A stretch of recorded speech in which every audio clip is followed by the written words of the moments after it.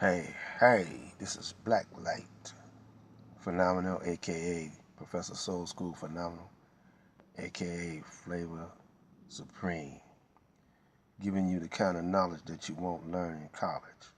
This is Cyberspace Ministry of the Aboriginal Universal Supreme Conscious Council of the Elders. That's a long title, but I'm gonna master it one day. It came out of me, so I should be able to master it. What am I talking about with that title? Well, what I do is break down metaphysics, Islam, and street smarts with the language that brothers used when I was coming up.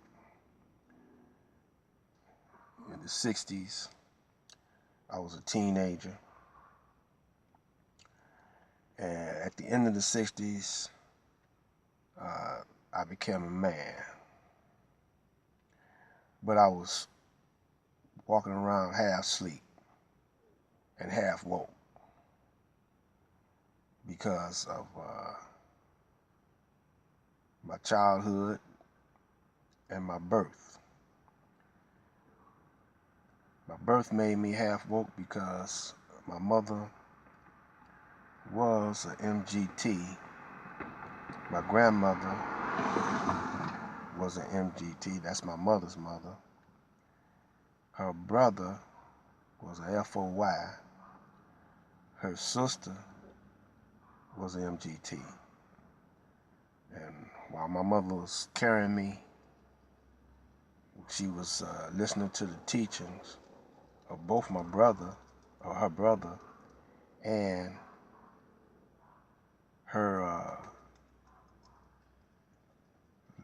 teacher was Elijah Muhammad, and plus she worked alongside of Malcolm X when Malcolm X was coming up through the ranks. And he was not yet a minister when she was working with him at one of the Muslim restaurants. And all this time,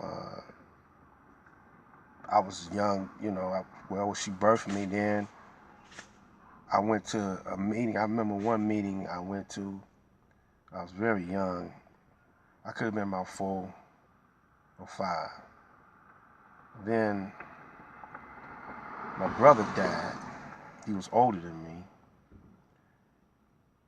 And then I died, but I came back. Stopped breathing. Took me to the doctor to give me I think I was getting my tonsils and adenoids, took it out. And something went wrong. And my mother said I had stopped breathing for a length of time, and the doctors, they came and told her that they was having problems making me breathe. And finally, I started breathing. And I remember that very well. That stayed with me. I remember what happened, but I'm not going to go into that now. So now I'm back from the unconscious. But it was a long road that I feel like it was necessary for me to travel. And I started to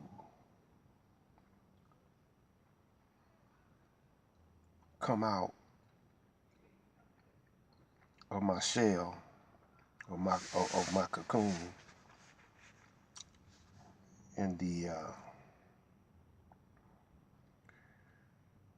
late 80s,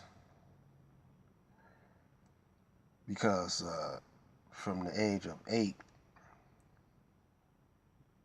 up until now, I've been practicing music, vocal, singing, dancing. You know, I've started off playing drums, and music became my favorite subject. And I live in Motown, surrounded by stars. On the street that I live, Wildermere, Jackie Wilson lived not too far from me on Wildermere, and his daughter, she was around my age at that time. She used to give parties. Jackie would be out of town, and I had a vocal group, you know, and didn't know that they lived that close to me, and definitely didn't know that Levi of the Four Tops lived on Fairfield, which was just really 3 blocks away from my house. And Golden World was on, this is where Edwin Starr and Don Davis, where they used to hang out at, make music, at the Golden World on Davison and Wildermere, which was up the street, and I could walk, you know, wasn't that far. And Eddie Kendricks, some of his people stayed on a log cabin, you know, which wasn't that far from me.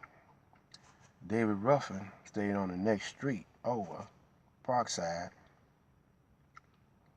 but he stayed about maybe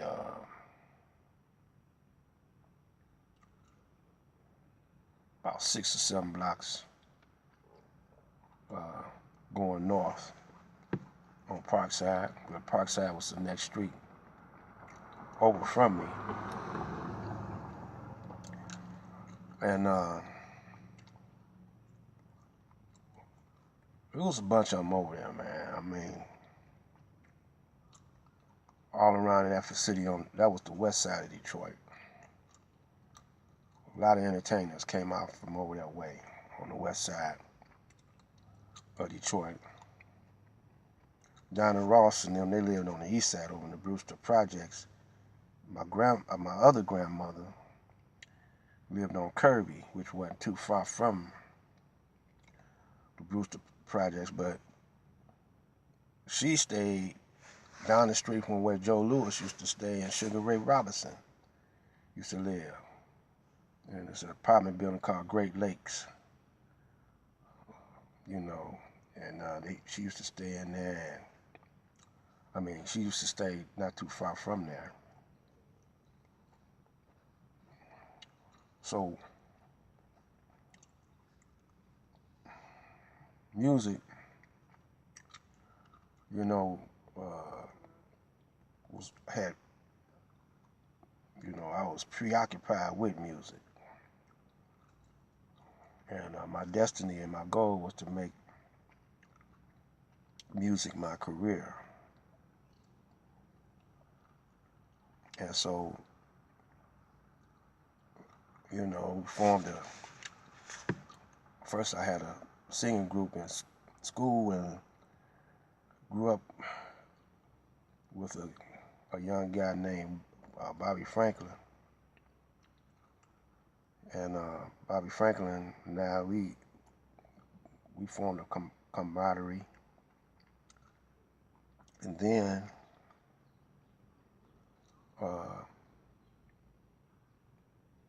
I formed a group, singing group. And he was a musician. He played drums. I played drums, but our favorite vocal. Our favorite vocal. I wanted a group, have routines and sing like the Temptations was my idol. Curtis Mayfield and the Impressions, Contours, Lil Anthony and the Imperials,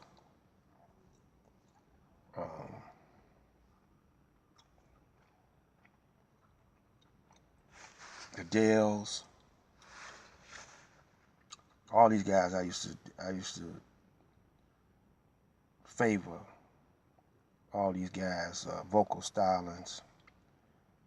Four Tops, also, Smokey and the Miracles. A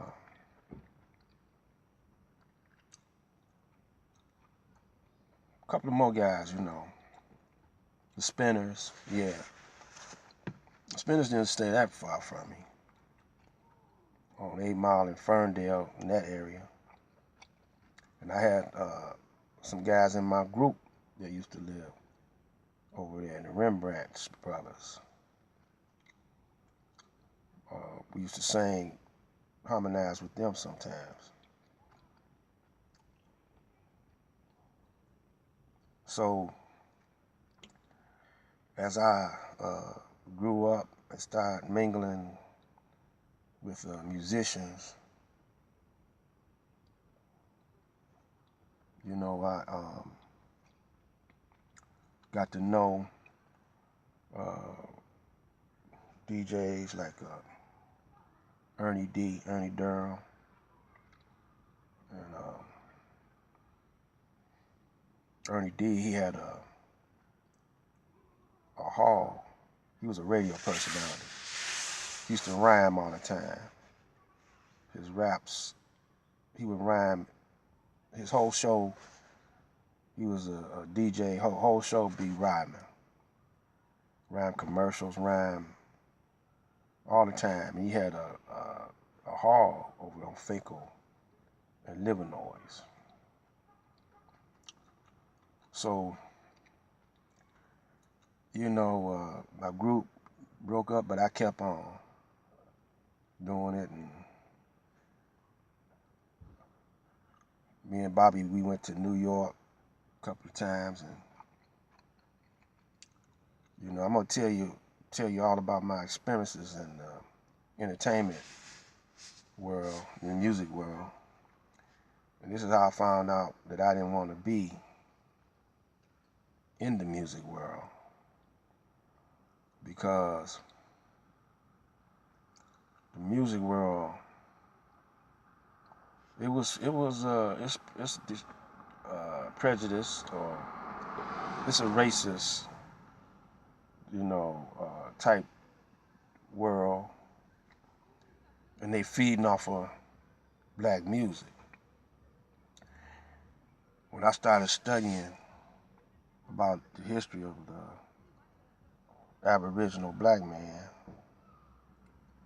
found out that we